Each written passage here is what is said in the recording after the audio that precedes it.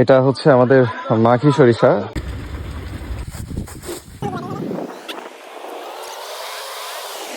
আসসালামু আলাইকুম। কাঠের ঘানির মাখি সরিষার তেল নিয়ে আপনাদের সামনে আসলাম। এটা হচ্ছে কাঠের ঘানি, নিচের দিকে কিন্তু কাঠ, যেখানে তেলটা মূলত প্রেস হয়। এটা কিন্তু এই যে কাঠ, এদিক থেকে তেল বের হয়, এবং চারপাশে হলো এটা লোহার পাটাতন, এটাকে সাপোর্ট দেওয়ার জন্য। তেলটা মূলত গোল্ডেন কালার, কিন্তু যেহেতু পরিমাণে বেশি আছে এই জন্য কিন্তু তেলটা কালচে দেখাচ্ছে। আর মাখি সরিষার তেল নর্মালি একটু ডিপ হয়, আর সেতি সরিষার তেল যেটা সেটা কিন্তু একটু লাইট কালার হবে।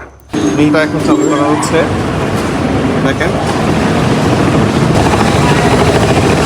ঘানিতে তেল বের হওয়ার পরে তেলের যে সরিষার যে খৈল থাকে সেটা, এটা তো সামান্য কিছু তেল আছে যেটা পরে বের করা হবে আমাদের এই মেশিনটাতে। এটা হলো স্পেলার মেশিন।